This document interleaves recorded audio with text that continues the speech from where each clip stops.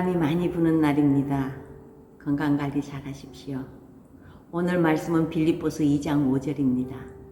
너희 안에 이 마음을 품으라. 그리스도 예수의 마음이니. 아멘. 어릴 적 에디슨은 풍선 속에 산소가스를 넣으면 하늘로 뜨는 것을 보고는 친구를 날게 하고 싶어서 가스를 마시게 했다가 병원 신세를 지게 한 일이 있습니다. 닭이 계란을 품고 있으면 병아리가 부화되어 나오는 것을 보고 흙간에 틀어박혀서 계란을 품고 있기도 했습니다.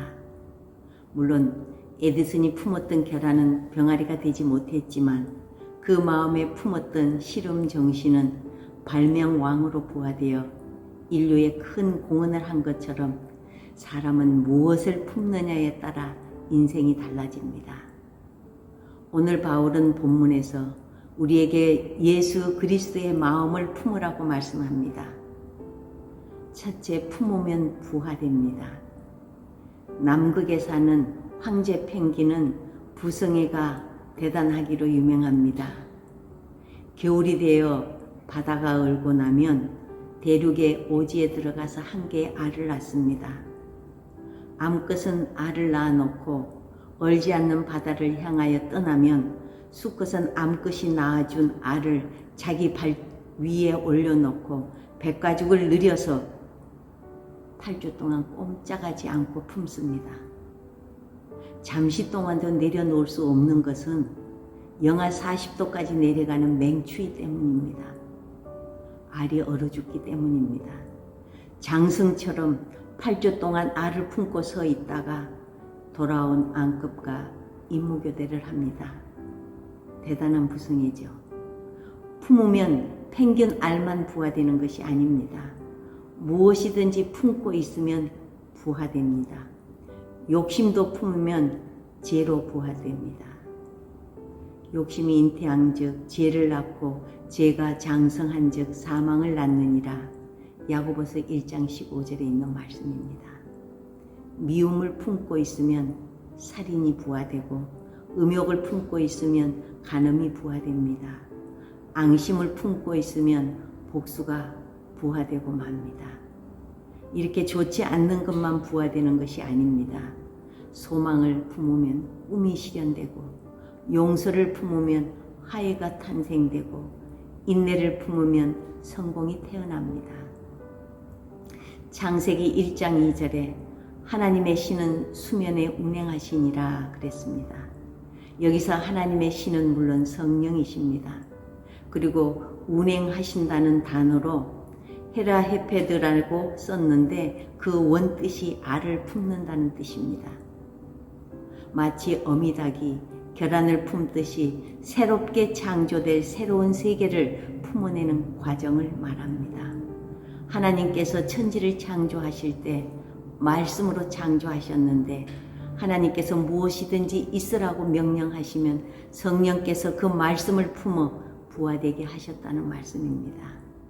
그렇게 우리는 우주와 만물을 아무것도 없었던 세계에서 부화시켜 놓으셨습니다. 우주와 만물도 성령이 품으시는 역사 속에서 창조되었다는 말씀입니다. 품으면 변화됩니다.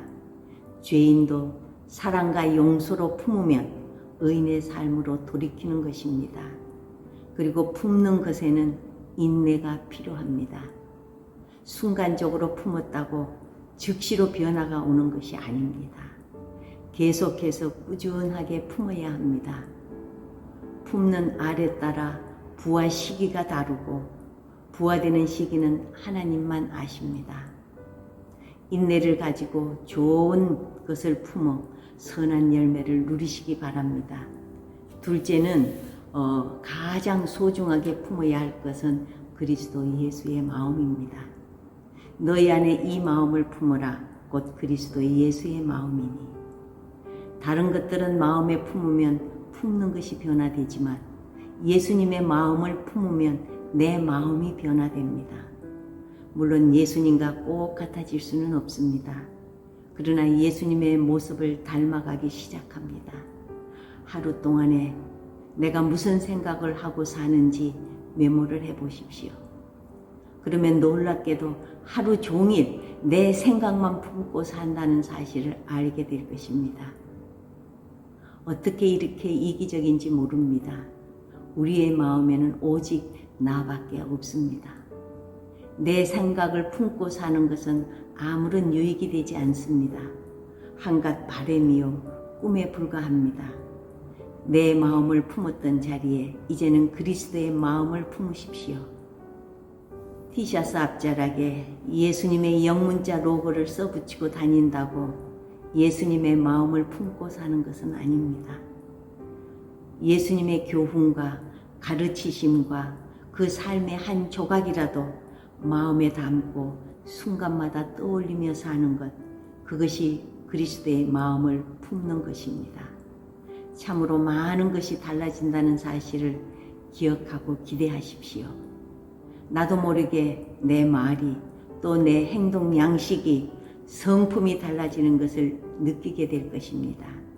그리스도 예수의 마음을 품어 주님 닮아지시기를 축원합니다. 아멘.